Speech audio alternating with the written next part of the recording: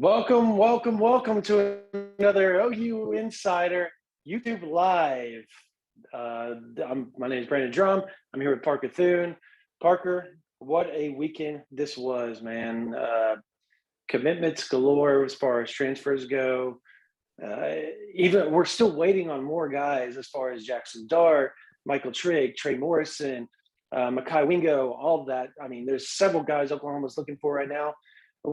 Kind of discuss, I'm trying to think of the word, kind of walk everybody through how that weekend was for you, and then I'll follow up because I can tell you for me, it was just absolutely insane. Yeah, well, chaos, Brandon. The reality is, I mean, we're sitting here Monday evening with bated breath waiting for a potential announcement to drop from Trey Morris and Jackson Dart and Michael Trigg. And of course, we all assume that the latter two, Dart and Trigg, the former teammates and roommates at USC, are going to be a package deal at either Oklahoma or Ole Miss. A lot of people curious to see the way that battle, or which way that battle swings. And then naturally, Trey Morrison, I think it's been considered a foregone conclusion, especially to our OU Insider VIPs for quite a while, that he would end up at Oklahoma. He posted his official visit pics earlier today, and it definitely, you get this sense based on appearances that he is going to be a Sooner when all is said and done. So you add that to the fact that they picked up CJ Colden, the highly regarded transfer defensive back from Wyoming, as well as Kenai Walker, the Louisville transfer, who is intriguing as a project and a guy that Brent Venables and his defensive staff can mold and don't have to rush along in terms of development, but can kind of ease him into action. It's been a big weekend thus far already for the Sooners in terms of the visitors that they've had on campus. Obviously, we're still waiting on decisions from several. Another guy that we didn't mention at the top was Tyler Guyton, who was kind of a surprise visitor, the transfer offensive lineman from TCU that made an appearance, and Sooners appear to be trending well in that particular race. Then, of course, the one official visitor from the high school ranks this weekend is just a 5-star in Josh Connerly, a guy who. Well, no, there's two. There was Cavante because. You're right. Yep. Cavante Henry. Yep. Yeah, Cavante Henry, defensive end from San Diego, Southern California. I don't know exactly where he was located. Yeah, San Diego area. Yeah, so yeah, I knew it was right there. Between him and Connerly, those are two extremely high-profile official visitors, and I think Oklahoma's standing with Connerly is intriguing because the Sooners really hadn't been even rumored to be a player in his recruitment for quite a while, and they'd offered him nearly 2 years ago. Bill Bedenbaugh had been in pursuit, but still, it never really seemed like he was going to end up anywhere other than at home in Washington or maybe out at Michigan. And all of a sudden, he ends up on the OV. And I think the appearances there are super intriguing for three particular reasons. One being, I think, the fact that he took an official visit this late in the cycle indicates that he has a ton of respect for Bill Bedenbaugh and what Oklahoma has churned out over the years in terms of offensive line talent. I think it also lends the impression that he isn't 100% sold on any of the options that are on the table for him, whether that's Washington or Michigan or what have you. He dropped a top 6 a couple weeks back, shortly before the All-American Bowls. So again, to me, that would indicate Connerly's still very much open to where this thing goes over the next few months. And we know he's going to take longer than National Signing Day. This one will drag into late February, March, perhaps even April. And the third very Seattle, Washington of them over the last few years when it comes to their recruiting. I mean, when you talk about like Buka, what was the JT Tuimoloau? JT Tuimoloau. I can never pronounce his name right. So I wasn't going to try. I was going to say the defensive lineman, 5-star dude from, but he went to Ohio State, but he didn't decide till like July, right? Like it was July 4th that he committed. Yeah, they've been doing that for the last couple of years. It's been insanity. When I talk to sources, they're like, yes, that's what Eastern Washington kids do. The Seattle kids do. They're just very much, it's how it's played out though, because they're all basketball guys and they can't take those official visits at any point in time that they want to. So they've got to place them out strategically. So it's just a different culture. It's So, yeah, I think Connerly and where the Sooners stand in his recruitment, that's going to be an interesting thing to monitor down the stretch. And this is, I think, very much like JT Tuimoloau a year ago. This is the recruitment that's going to last the longest. This will be the one in the 2022 cycle where after everybody else is committed and signed, you're still waiting on Josh Connerly to figure out his eventual destination. But I think the other thing of note here, Brandon, as it pertains to Oklahoma's recruitment of Connerly, is that since he had never visited the university or even the state of Oklahoma before, I think if only by virtue of sheer novelty, OU has the chance to arguably make the strongest impression on him down the stretch. And so we'll see what the returns from this visit ultimately are. Connerly keeps things very, very close to the vest. If you saw the report from our 24/7 sports recruiting editor, Brandon Huffman, he's known Connerly for years and years. He's been closer to that recruitment than anybody. And still you look at what Connerly told him about the OU visit. There's just not a whole lot of substance there. It's very boilerplate, liked the coaches, liked the school. And so it's going to be really, really tough to gather exactly where Josh Connerly's head is at. And that just kind of feeds into the overall sense of mystery surrounding this recruitment. Yeah, and I know people are asking about, Jackson Dart, Michael Trigg. Look, we're waiting. Like everything that we've seen from them today seems to point towards Oklahoma, but that's not what we're hearing on the back end. You're hearing Ole Miss is very confident. Ole Miss kind of felt like they had it in the bag, but then they left to kind of iron some things out. Now, obviously, they had to go back home to get their stuff if they were going to go back to Ole Miss anyway. So, or Oklahoma. I mean, so this thing's kind of a coin flip at this point from our perspective. I wouldn't get my hopes up if I'm an Oklahoma fan. I would just kind of keep an even keel on this and not try to get too high, too low, because this one, frankly, we don't know. They've been playing it really close to the vest. I talked to Trigg a little bit after the Oklahoma visit, and he was very complimentary of the program, so much so that, you kind of got the vibe that he would love to be at Oklahoma.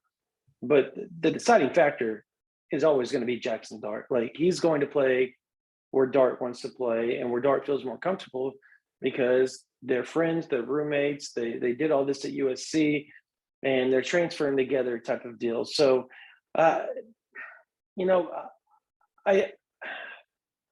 I can't say one way or the other. I just know that Oklahoma felt really good after the visit. Now things are kind of on the fence. Now Ole Miss is feeling really good after their visit. So we're going to see really, really quickly. Some point today it's expected to happen today. I can't confirm that one way or the other. I just know sources I talk to say they feel it's going to happen today. So if it does, it's going to be a chance. I guess if JT Daniels, if they missed out on Dart, they could always make a run at JT Daniels now. But for JT Daniels, you would think he's going to go somewhere where he has a chance to be the guy, because he was sitting behind a walk-on, and you don't know what Caleb's going to do. So there's so many variables up in the air right now. Well, when you get to the point in your career that JT Daniels is at, right, 4 years in, has never really cracked it, had all the hype in the world as a 5-star recruit, lost his job to Keaton Slovis at USC, lost his job at Georgia to Stetson Bennett. You're going to want to go somewhere where you don't have to fight to be the starter. At a certain point, it just doesn't make any sense for you to insert yourself into a competition if you don't have to. And there are plenty of programs across the FBS that would offer JT Daniels the chance to come in and be the guaranteed starter. And I think he'll look at one of those options. But on the topic of Dart and Trigg, Brandon, let me ask you this. The original plan, as you had reported on our VIP board earlier in the week, was that Dart and Trigg were going to visit Ole Miss first and then come to Oklahoma. Then the visits got swapped. What do you make of that? Well, I was told, and I can't confirm this one way or the other, the only visit they had 100% planned was Oklahoma. And Ole Miss at one point, when I was talking to sources around there, they were saying plane flights hadn't even been booked, and they didn't know what was going on with that scenario. So then all of a sudden, the plane flights are booked. They're going to leave on Saturday. What was it? Saturday morning, or was it Sunday morning? Right? It was Sunday morning. Was it Saturday morning or Sunday morning? I can't remember which one it was. They were at Ole Miss. Yeah, it was Saturday morning.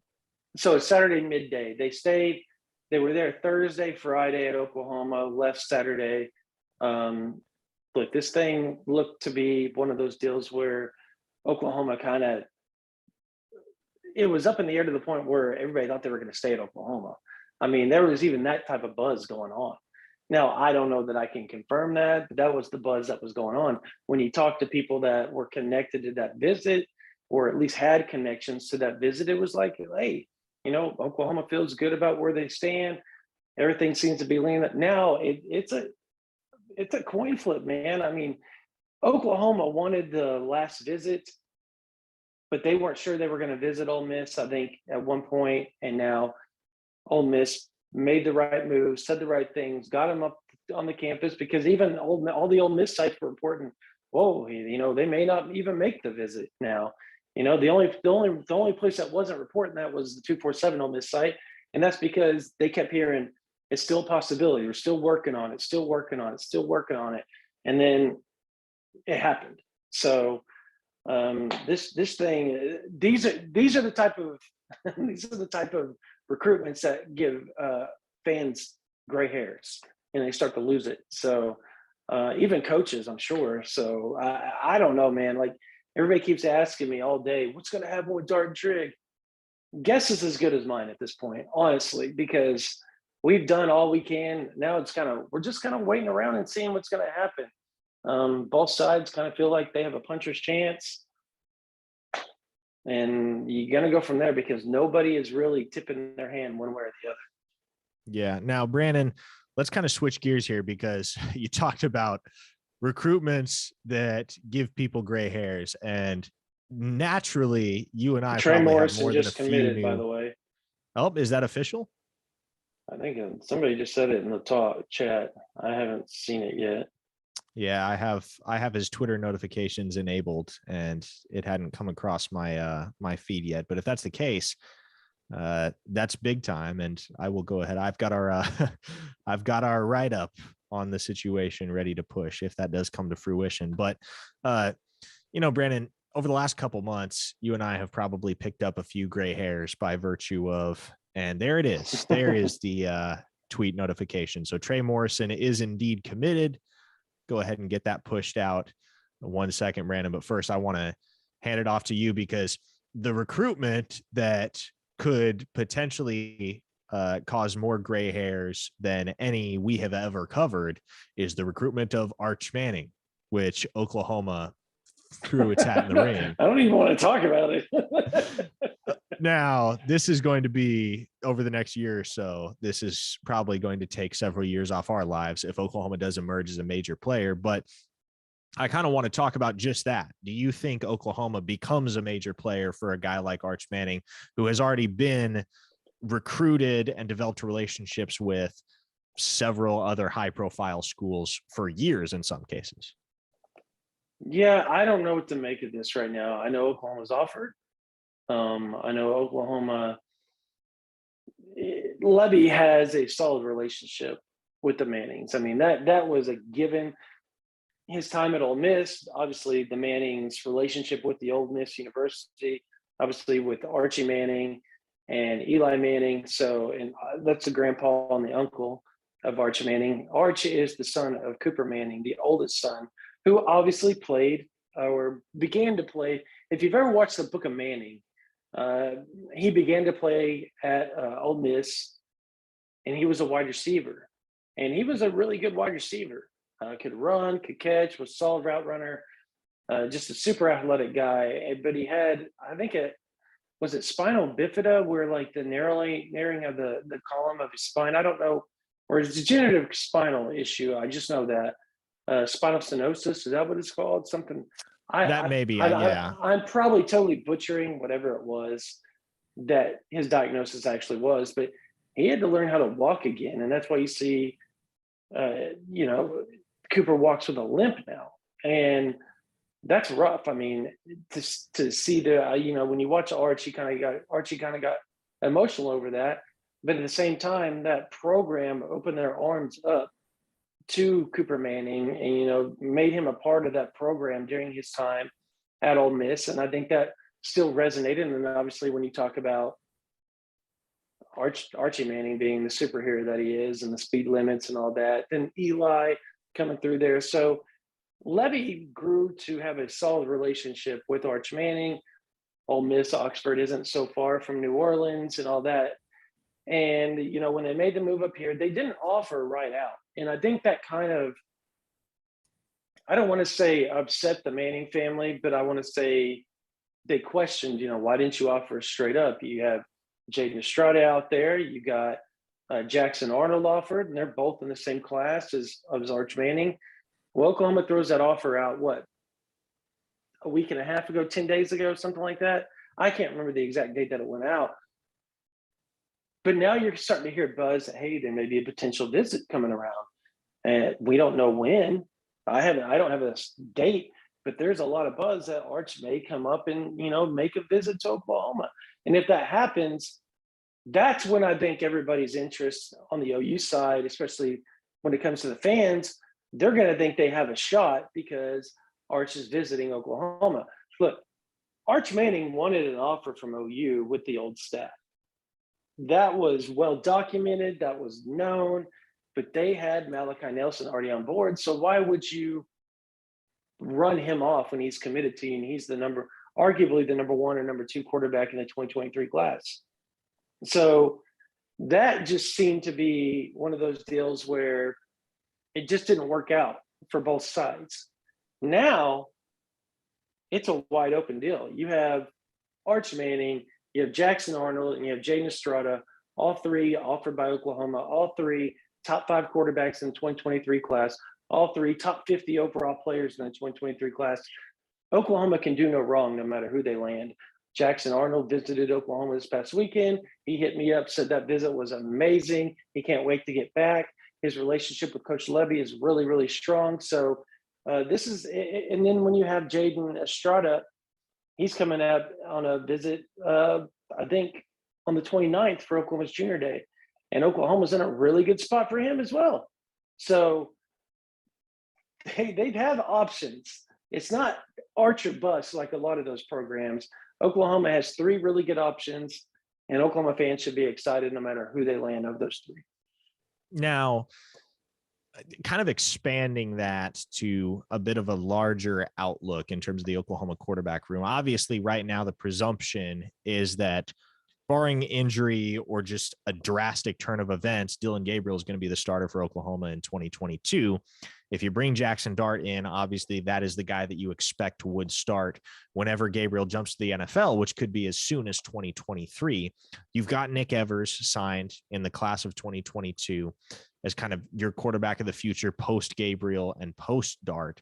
But yet here we sit, we're talking about Oklahoma potentially being in the mix for not only Arch Manning and Jaden Rashada in the 2023 class, but Jackson Arnold as well. They hosted Mabry McCade Mattire's younger brother, who will came be a down blue with chip his brother, quarterback obviously, in the class of 2024. And so it's not, I think we're seeing a drastic shift in the way that Oklahoma recruits quarterbacks, because obviously when Riley was at the helm, it was one guy every 2 years, and you knew that was going to be the dude. He would sit a year behind the incumbent starter, who would be at Oklahoma for 3 years and then jump to the NFL. And then it's next man up, and it's Caleb Williams running the show. And then it's Malachi Nelson running the show. And then it's whoever they end up going after in 2025 running the show. Right. But ever since you lost Caleb Williams, presumably to the transfer portal, and Malachi Nelson followed Lincoln Riley to USC, things have really opened up, and you saw Jeff Levy pursue Nick Evers very heavily after his decommitment from Florida, got him signed. They went and snagged Dillon Gabriel. They're very much in the mix for Jackson Dart. So there are so many more options on the table at quarterback for Oklahoma going forward.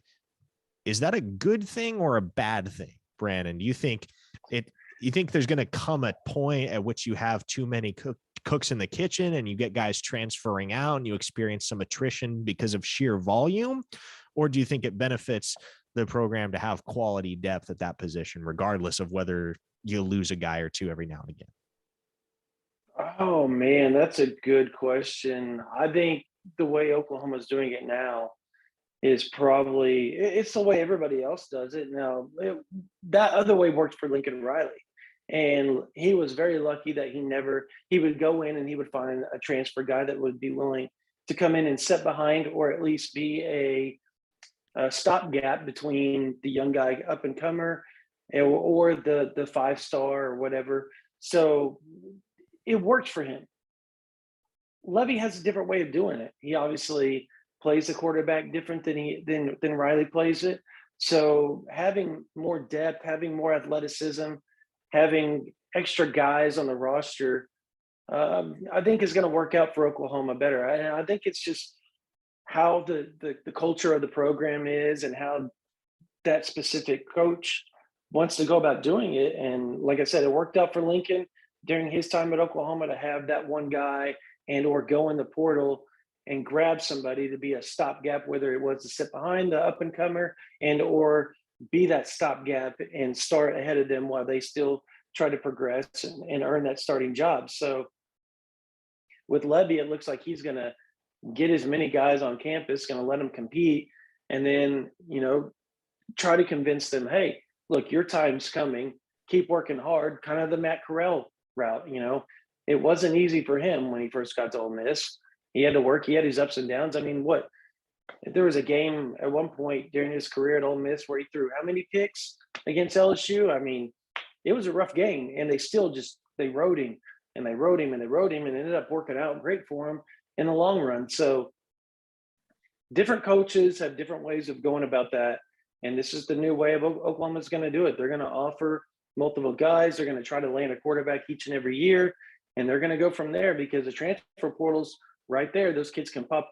Kids can come and go. I mean, it's not a one-way street anymore where kids leave and you can't just hop in there and grab somebody to come fill that void. Now they can go grab somebody else that hops in the portal and convince them to come.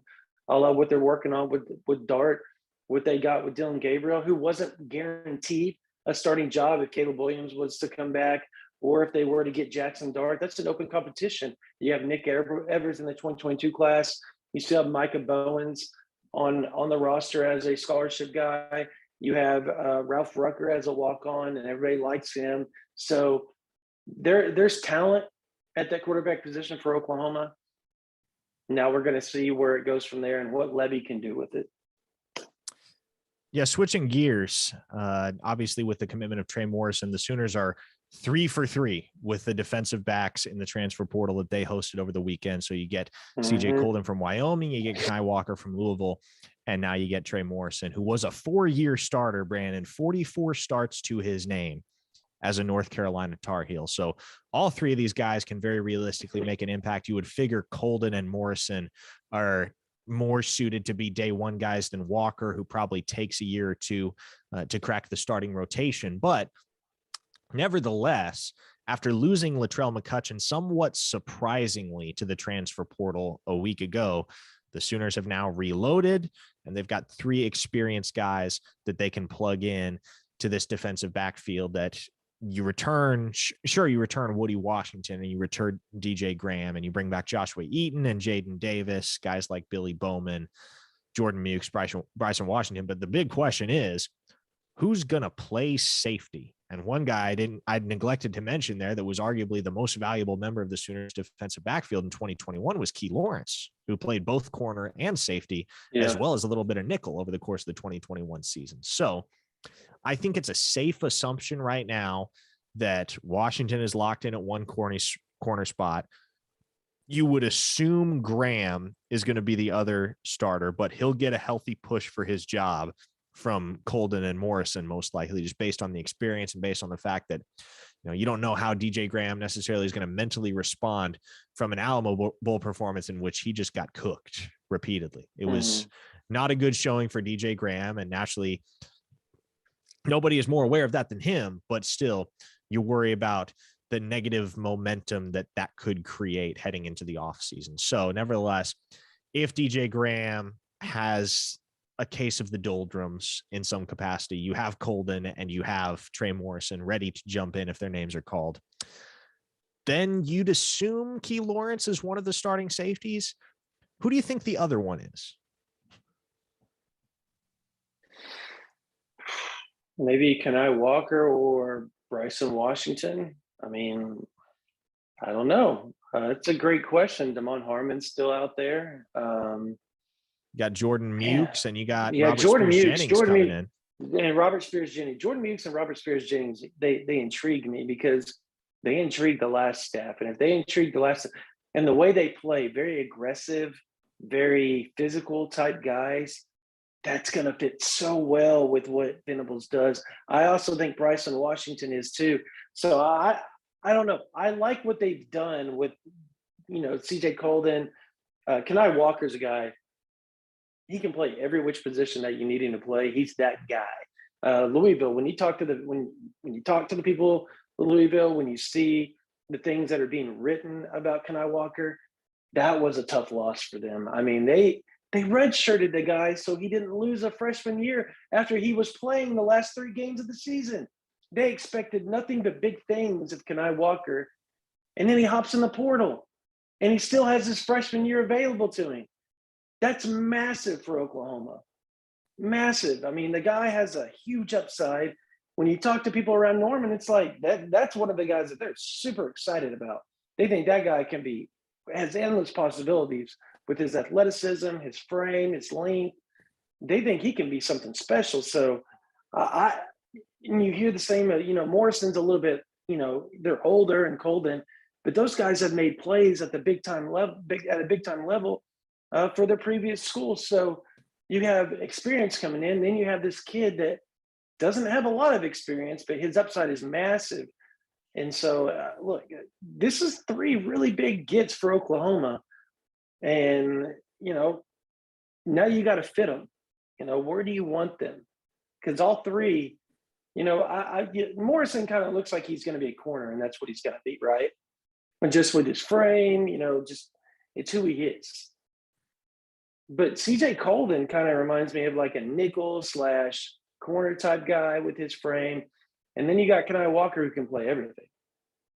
And so those are the type of dudes that when you land them, you just kind of throw them out there and just see where they land, see where they fit best in your system. And I think that's what Venables is going to do with Kenai Walker. And I think that's the best. That's the best of the best when you can get a guy like that just has that athleticism. Now, don't get me wrong. I think all 3 are going to contribute, and I think they're going to be big players for Oklahoma before the 2022 season's over. And they're going to make plays for Oklahoma, just with their experience and everything that they want to do moving forward. Oh, drop the headphones. There we go. Sorry, only my left AirPod is working, so I missed the end of what you were saying. But no, I just said that they were gonna. Yeah, they were just. I think all 3 are going to end up being big time players for Oklahoma during 2022 season. I think all 3 great gets, and that's reasonable to expect, particularly given the existing depth in that Oklahoma secondary. But you look at the experience of Morrison and the experience of Colden; those are 2 guys that you would anticipate have a significant impact for this team right away in 2022. And then as far as Walker is concerned, that's one of those guys that a lot of fans are going to look at and cock their head sideways, say, hold up, a guy who was a 3-star recruit committed to Louisville and only recorded 1 tackle as a freshman. And the reality of the situation is that's one you just got to trust Brent Venables' read on, because there is nobody more qualified to evaluate defensive talent than the most successful defensive coordinator at the collegiate level over the past 2 decades. And if Kenai Walker is a guy that Brent Venables wants, good odds that that's a guy that can contribute for Oklahoma and be a big time player. ACC guy. He knows him. He's recruited Georgia. That's where Kenai Walker's from. He knows him. He's well aware of what that kid can be. I know people are saying, there's one that said, Credell was in the portal, he thinks. I haven't seen Credell go in the portal. As a matter of fact, last I talked to him, I actually bumped into him at the Alamo Bowl. We were walking the ball I was walking with my family, and he was at he was walking to some, I don't know where he was walking, honestly, but he was going down the mall, and he walked up and said hi to me. And I asked him, I said, how are you doing? And he's trying to come back. Like, he's trying to be able to play next year. And, his is more of a head thing. So it's a little bit more tedious for him to be able to come back. He's got to do the safe thing and what's best for him health wise. So that's where he's at right now. As far as Billy Bowman or DJ Graham playing offense, with the loss of Mario Williams, with the transition of what they do on defense, would you be shocked if Billy Bowman flipped over to the offensive side of the ball and played wide receiver? It wouldn't shock me. And I've said that several times because you look at the type of athlete that Billy Bowman is. I mean, he was a top 100 player, regardless of which side of the ball he played. He was dynamic at the high school level as a running back, as a wide receiver, as a returner, and as a defensive back. I mean, he's one of those guys that he's just a football player. You can't really shoehorn or pigeonhole a guy like that. At a certain point, you just got to let him go and let him play football. And I think the Sooners had a lot more of a need when they took him in that 2021 cycle. They had a lot more of a need for an impact defensive back. And I think that was part of the rationale for putting him at nickel initially. And to his credit, he accepted the challenge and performed very well at the outset, enough so that he was starting day one as a true freshman at defensive back. Right.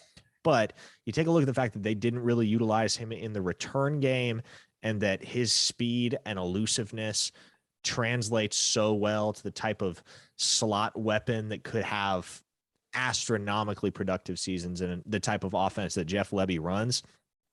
I wonder if that coaching staff gives Billy Bowman a look on the offensive side of the ball. And it would not shock me at all if he ends up switching sides before the 2022 season opener. Another thing that, has been echoed by people on our VIP board and just the fan base in general, especially recently, is the importance of recruiting the state of Oklahoma and recruiting locally. And people will look back at the 2000 national championship team, the last time that Oklahoma stood atop the college football landscape, and there were several dozen players from the state of Oklahoma. 2008 squad was like that too. Yep. Now, naturally, the game has changed. Things have evolved. We're in the era of the transfer portal and NIL right now. But you take a look at Oklahoma State, what they were able to do with a roster largely composed of Oklahoma kids and the leftovers from the Texas schools. And you wonder if maybe the dynamic will shift at all with Brent Venables and his staff coming to town. And I can't help but recall back in July, Brandon, when Oklahoma took Robert Spears Jennings' commitment, and there were fans that were legitimately upset because at the time, Robert Spears Jennings was ranked well outside the top 1,000. And people said, why are we taking this guy when we could go get 4- and 5-star guys at the same position? Now, 6 months later, Robert Spears Jennings is a national top 300 recruit. He's got his 4th star. Skyrocket. And I've said it many a time. It wouldn't surprise me if he were playing very significant snaps, even starting as a true freshman. That's how good of a football player he is. Now, what does that say about the state of Oklahoma as a whole? And do you think that becomes more of a priority under the new staff? You've seen them offer By Job. You've seen them offer Eric McCarty. They reoffered Micah Tease. But when you look at the state of Oklahoma and the local talent that's available to the Sooners, do you think, and how much more significantly do you think that becomes a factor in the recruiting strategy for Brent Venables and his staff? Oh, I think hugely, because he doesn't want to rely on the transfer portal at all. And that was something Riley really did want to rely on. He wanted to get, say they could take 25 total, whether it was portal and recruits during the 23 cycle. Let's jump ahead to 23, because in 22, I expect Oklahoma to try to at least sign between 30 and 35 guys between the portal and the recruiting total. I mean, just total. I mean, it's going to be a big deal for Oklahoma. What was it last year in 2021? Would they sign like 20? They signed 16 guys as far as high school goes, and they ended up signing 6 or 7 guys in the portal. I think 7 transfers. So 23. They got 23. And that's how he wanted to do the roster and how he didn't care about having a top 3 class like they probably could have if they would have just taken 23 guys, that type of deal, and just stack their points as far as recruiting goes. He wanted guys that could come in and contribute right then and there. They weren't big on huge in development as far as the defensive side that goes. Now, don't get me wrong, that defensive staff developed. I mean, you can't say that they didn't, because the defense got significantly better throughout their tenure compared to when they showed up. So you add that, but Venables is a guy that wants to, dabble and get maybe 2 or 3 guys in the portal. But I think he's going to take majority high school guys, and that leaves room for in-state guys to get offers that may not have with the previous staff, if that makes sense. Like a Job. Job's going to need develop. He's going to need time. He's only been playing football for a year. Now, granted, that 1 year he had 16 and a half sacks and some absurd amount of tackles for losses. And I think it was like 54 total tackles and several touchdowns and forced fumbles and interceptions and all that stuff. I mean, the guy he's a certified rising star, no doubt about it. I mean, that's somebody I take great pride in and finding and all that stuff. But that guy right there has to be developed. Well, Micah Tease is a guy that everybody in the country is going to offer because he's been playing football his whole life. He's technically sound. He's trained by Dwight Dobbins, a lot like Gentry Williams, where they're going to come in. They're going to know how to backpedal. They're going to know how to use their feet. They're going to have good hips. They're going to do all the right things as far as technique-wise. You just got to get them to fit your scheme. That's easier said than developing a guy from the ground up and then getting them to fit your scheme. So that is something that, like an Eric McCarthy, he's a straight up amazing athlete, right? I mean, he's a freak. He's starting to get offers by people that a Baylor that is willing to take the time to develop them, in Oklahoma, where Venables is notorious for taking the time, getting those 2 or 3 star guys that end up being 4-star guys, and then developing them to be even better than what they were coming out of high school. Teddy Layman's of the world. I mean, Teddy was raw. He could run, he could move, he could do all that. He could track you down sideline to sideline, but Venables honed that athleticism and made him what he was. And Teddy will tell you that straight up. Rocky Callis the same way, just pure athletes. So that's something that Oklahoma and Venables is going to do. They're going to go after those pure athletes in the state of Oklahoma, and they're going to try to find a spot for them. They're going to develop them, and they're going to try to make them the best player they can be at whatever position they land them at. And I think that's going to be the difference, because they don't want to rely on 7 portal guys each and every year. This year was an outlier. They had to, because of just the attrition between the staff change and all that, and the NFL guys with Benito and all those guys leaving for the NFL. But it's going to be different from this point on after this season. I promise you, they may take 4, maybe 3, maybe 5 at the most portal guys, but you're going to see them take over 20 guys, in my opinion, for the most part, in the high school ranks, because they don't want to rely solely on portal from here on out.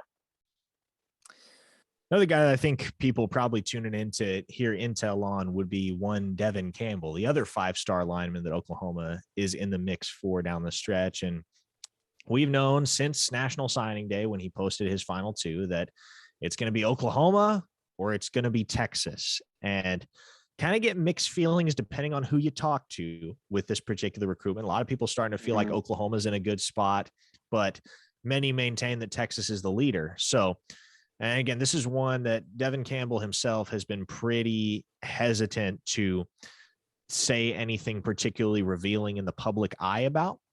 But Brandon, just based on what you know, based on who you've talked to, where do you think things sit right now between the Sooners and Devin Campbell? It's coin flip. I know this sounds like I'm hedging, but it is. It's coin flip. And at one point, I would say I was leaning towards Texas. I mean, I think Oklahoma's made up ground. The second they got him to not sign during the early signing period, because that's what the buzz was. He was going to sign with Texas during the early signing period. That's where he was leaning, and it was going to be done with. And then he came out and said, look, I'm not going to sign until February 3rd now. I'm a top 2. And the only two schools I'm talking to from here on out, Oklahoma and Texas. Oklahoma went on, I think it was Friday night, and they went and watched him play basketball. And so they're making moves. There's buzz out there that he could visit. I haven't heard a date set. I haven't heard any of that type of stuff. But there's talks that he may quietly, show up at Oklahoma or Texas type of deal. And, they don't want to do a lot of in-homes. The uncles come out there and said it. They kind of have an idea of what they want to do and the pros and cons. And they're going to start working on that checklist, and maybe that means they take a visit or two quietly someplace or to both places to just kind of get a feel one last time for both staffs and, how they feel about everything. So I think retaining Bill Beatonbell was a massive deal. I also think the fact that Texas having 7 guys already signed with them on the offensive line is helping Oklahoma. And then when you add the fact, I will say this, I think losing Caleb Williams hurts because Caleb was the guy that showed him around and hung out with him every time he showed up to campus last year. So that's a sting for Oklahoma. If they can somehow get past that and somehow find another way for them to make him feel comfortable around Norman or with Norman and the future of the program with the quarterback position and all that, I think Oklahoma has even a better shot than most people think. So we're going to find out here in the next 2 weeks exactly where everything stands. And you're going to start hearing and seeing, the momentum change. I think in the next 5 to 7 days, we're going to have a better feel for where Devin Campbell's at right now than we do at this point. And again, National Signing Day, February 3rd. So that will presumably be the end of the recruiting process for a guy like Devin Campbell. Basically, everybody except Josh Connerly, who, as we stated earlier, he's going to take well past National Signing Day, potentially on into March or April to make his decision. So that will be the lone fish in the pond, you would assume, for the Sooners when National Signing Day rolls around. And I will say this, the people I've talked to about Devin Campbell are starting to gain a bit more optimism about Oklahoma's chances.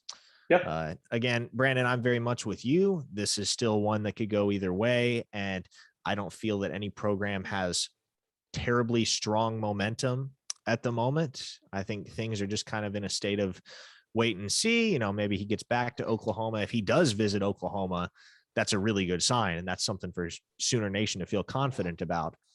But I think Texas and his affinity for that program and people around him, their affinity for that program, that has been the underlying narrative throughout the whole ordeal. And so there's a very good chance he ends up in Austin. I would say there's close to just as strong a chance that he ends up in Norman as well. But those Red River recruiting battles are always entertaining ones. Yeah. And obviously the Sooners won one earlier in the cycle when they flipped Kobe McKenzie back from Texas. That's going to be one of those bizarre trivia facts that we're going to talk about decades from now, Brandon. We're going to be like, you remember that 8-day period where Kobe McKenzie was committed to Texas? Wasn't that bizarre?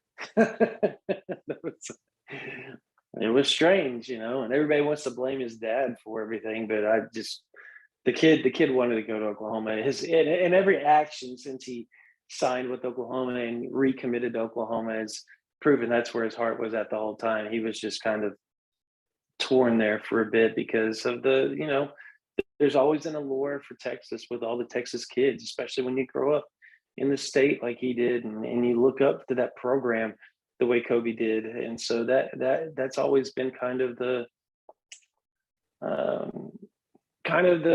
carrot that dangled out there that may be enticing to him. And it was for a short period of time until the best linebacker coach in the country went down there and talked to him. And I think that was pretty much what flipped everything. He wanted to be recruited by Venables and wanted to be told, I want you, by Coach Venables. And the second that happened, it became very hard for him to say no to Oklahoma. And when he made that final visit, when his brother had a tournament up in Edmond, a basketball tournament, and they went up to the game and he stayed down there and hung out with Venables the whole time, it was pretty much a done deal at that point.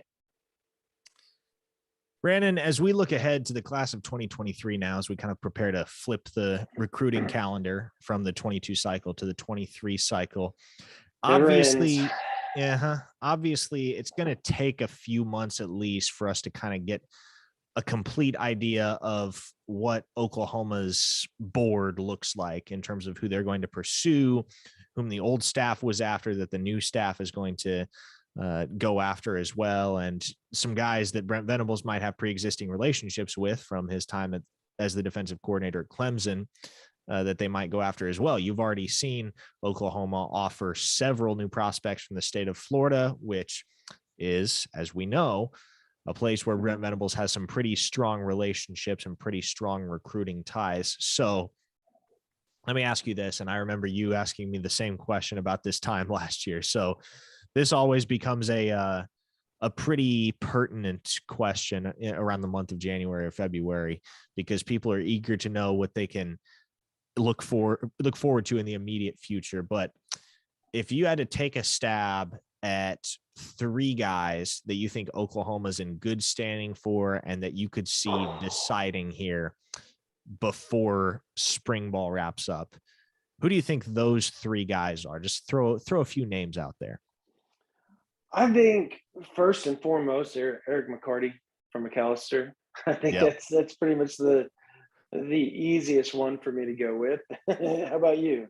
I would say quarterback Jaden Rashada is another guy that I feel if he does truly make that visit on July 29th, like we've heard, if that really happens, I think Oklahoma's in a fantastic spot to land one of the top 3 or 4 quarterbacks in all of high school football in the 2023 class. Deuce Robinson, the top tight end in the country out of Arizona, is another guy that Oklahoma feels fairly strongly about from what I hear. And it's reciprocated on his end. So he's been to Oklahoma numerous times. Kel Gundy's been his lead recruiter the whole time. And even the fact that Luke seems to be leaning very strongly towards Arkansas at this point, I would venture to say that, Oklahoma is going to have an okay, I wouldn't even call it back. They have an okay plan to go with at tight end, because that's probably your plan A right there to begin with, being that he is the 5-star between the two. And then Ashton Cozart, I think, is another guy that I would watch very closely here moving forward. On the defensive side, I mean, I know Oklahoma's always felt pretty strongly about their chances with Javen Toviano, and the fact that Jay Valai has a strong relationship with Javen Toviano is another key for Oklahoma. So I don't think there's going to be a big dip there. I think when it comes to recruiting the defensive side of the ball, I think that's going to be the one thing that we're going to have to, as reporters and as as fans, for you guys, you have to be patient to see where things go. Obviously, you think Micah Tease is going to be a guy that's going to be somebody that Oklahoma feels fairly strongly about. But after that, who knows? I mean, it's a new staff. They have different type of relationships. They all have different strengths as far as the regions that they recruit. Georgia, Florida seem to be where Venables and his staff, in Alabama. I mean, anywhere, Mississippi, Alabama, Georgia, Tennessee, North Carolina, South Carolina. And, you can just see the salivation from the OU fans. They're like, SEC defensive linemen, that's what we're talking about. That's what they're going to go after, because that's what that staff knows. Now, obviously, with Jay Valai, he's going to go after the Texas kids. He's going to go after the kids from the Northeast, because he was up there at Rutgers for a little bit as well and has really strong ties in that position. And then him playing up in the Wisconsin area. So he's going to have the Big Ten, Ohio, Michigan, those type of areas. And then obviously you have a couple of guys that have strong Arizona, California ties. So Oklahoma is still going to be that national recruiting brand. And so for us to sit here and say, this, and this is how it's going to work out, it's going to be really hard for us to dive in and say that. You notice I didn't say by Job, right? Because everybody honestly thought, by Job's going to be the guy. I don't know that I can say that, because they just started recruiting him. He hasn't even visited OU since the offers happened. So there's so much to play from here on out. that it's so early. I think now come April, we're going to have a really good idea of everything come April.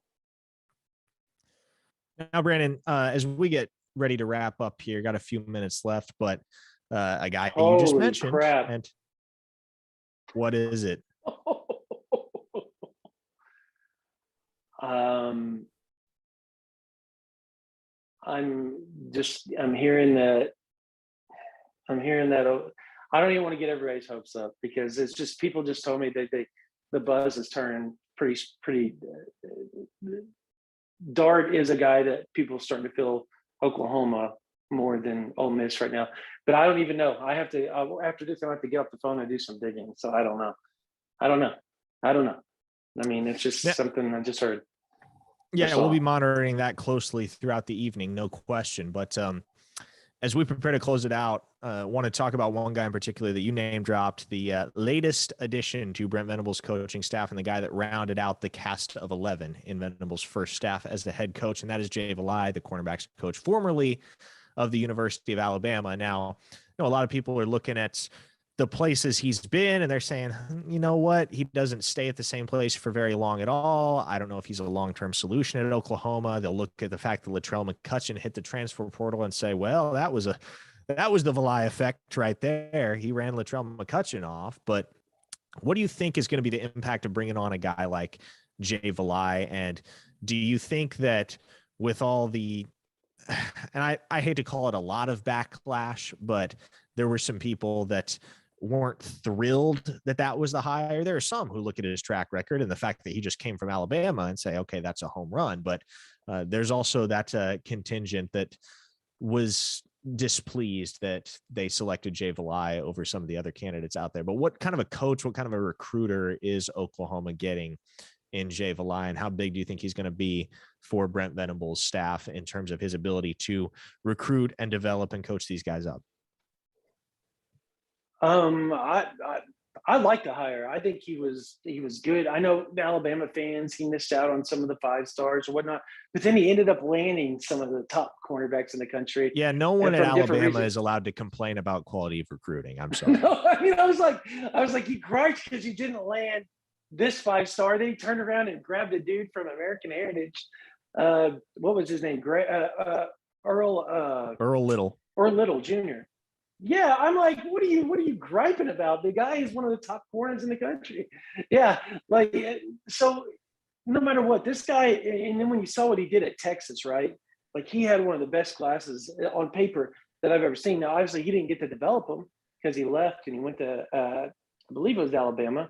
But so he's one of the best recruiters in the country when it comes to the cornerback position. I think Oklahoma is going to be just fine there. And they're going to develop because he knows he learned a lot under Saban, I'm sure. And he's learned a lot everywhere else he's been. So I like the hire. I think Oklahoma's going to do really well with him. And obviously when you add Brent Venables' system, when you add his recruiting acumen on top of it, so now you have Valai and Venables recruiting those defensive backs, it's going to be really hard for Oklahoma not to have a solid defensive back class each and every year. That's just my opinion. No, I agree with you 100%. And I think anytime you get a guy to make a lateral move in terms of his positional responsibility from Alabama, that's a win. That's a win any way you slice it. And again, anybody with complaints about the way that he recruited at Alabama is just out of line, because Alabama has absolutely nothing to complain about when it comes to quality of recruiting. And naturally, the Oklahoma brand doesn't carry the same weight that the Alabama brand does here in 2022, but he's going to be successful and he's well respected. He's a great developer of relationships. And I think Oklahoma fans that are upset with Jay Valai's hiring will begin to grow into their affinity for him. Now, 2 more things before we wrap up here, Brandon. Number one, I had some folks ask about it in the chat, and we have to touch on it. And I know it's kind of old news, and I know it's water under the bridge at this point to a lot of fans, but the Caleb Williams situation, what do you know? Where do you think he ends up? I mean, at this juncture, I know everybody says USC, but I don't know. I mean, I don't know that that's a given at this point. Everybody thinks that's a given. But there's certain things that the family has asked of Riley that haven't been done yet, from my understanding. Now, will those things be done? Possibly. And if that happens, I could totally see him at USC. But the program that is just coming out and making a run right now is UCLA. They spent obviously a day and a half. Charbonnet was showing them around. The running back, the all Pac-12 running back that led the Pac-12 in rushing, he decided to return after hanging out with Caleb. And at that point, all things were leaning towards him headed to the NFL. So that was big. When you see that happen, when you hear the things that I've heard behind the scenes, UCLA is a strong player here. Now, obviously, LSU is going to be talking to them on Wednesday. I know they have a meeting with LSU on Wednesday. I know that they could potentially visit before this is all said and done this week, or within the next week and a half or so. They could potentially visit Wisconsin and or Georgia, depending on how things move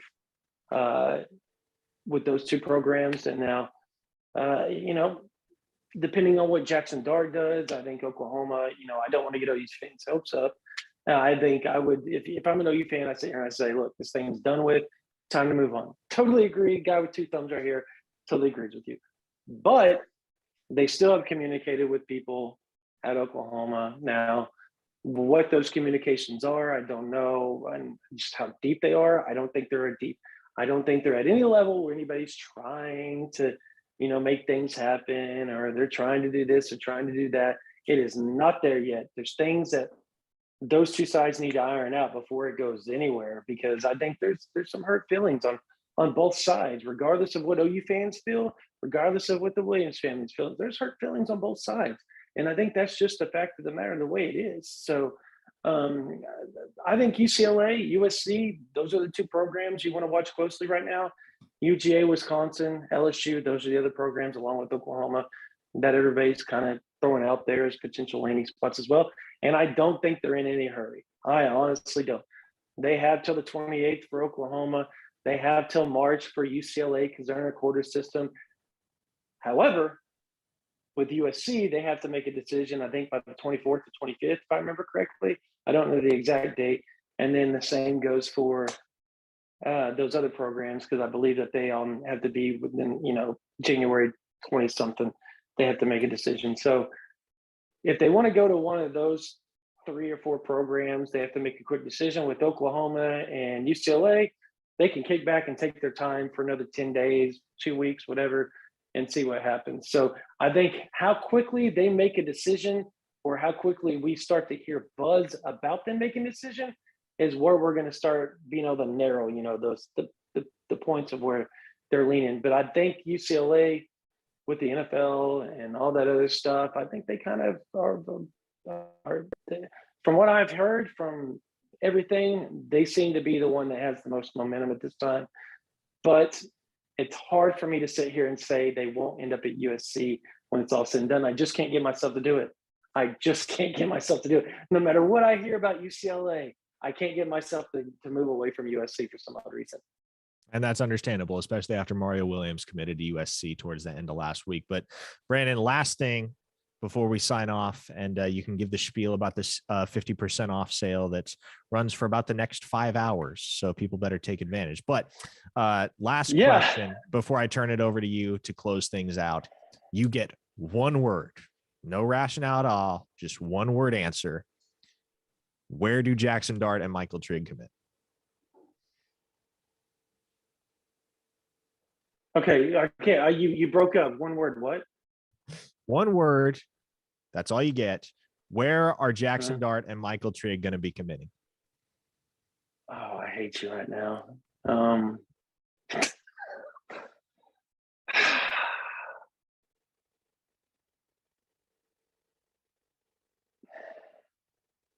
Because if I say Oklahoma and they don't do it, I'm going to be hated on for that. So listen, I'll jump in this with you. Okay.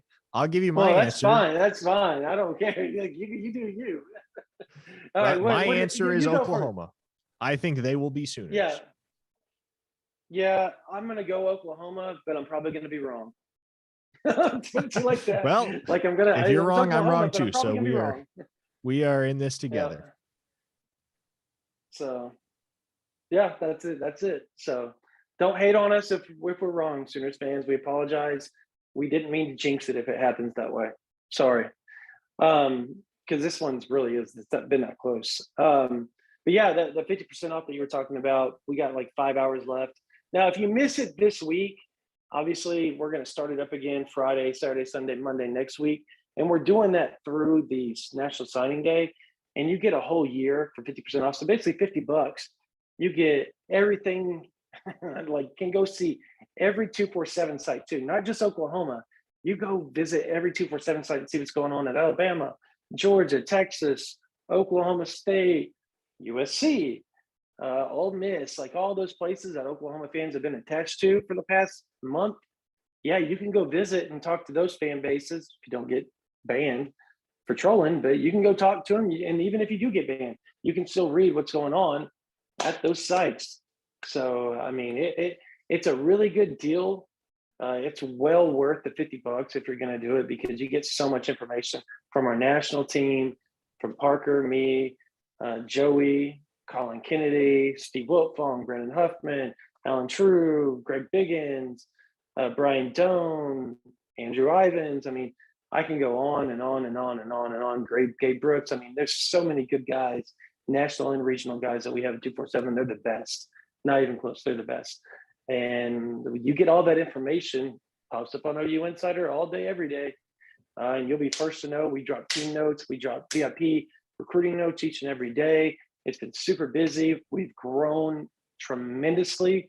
I think we've added several thousand members over the last year, which has been great. The fastest we've ever grown. Honestly, we're at record growth right now. And it's all thanks to you and the pace that we're on as far as page views, because we're going to break another record here in January. And that's all thanks to you, Oklahoma fans. We cannot thank you guys enough for everything that you guys have done for us at OUinsider.com. I mean, we're blessed because of you guys. So if you want to come give us a shot, if not, you can do $1 for the first month and $9.95 afterwards each month. You can decide to cancel anytime you want to. If you don't like it after 1 month, that's all you pay is $1, and you don't have to worry about the $10. So come on, give us a try. Get addicted the way everybody else does, and we're here to answer your questions. That's one way. If you want to get a hold of us, Parker and I, ask us on OU Insider, because we will comment to you each and every time we see our name. My PMs are open. I comment to everybody that PMs me. Doesn't matter if you're calling me a piece of crap. I'm still going to talk to you and tell you how much I love you and thank you for being a member. So, I mean, I'm here for you. So is Parker. So we can't wait to see you guys on OU Insider. And then after the first year, you get Paramount Plus for free as well. So then it ends up being, instead of just $50, you pay again, or 75 or whatever it is afterwards. If we give you 30% off or whatever, you get, after 1 year of being a member, we give you Paramount Plus for free, and you get to keep it. So that's a little secret. You get to keep it. So yeah, it's a good deal. So that's $250 worth of stuff for just $50 in the long run. So come on, give us a try. OUinsider.com VIP.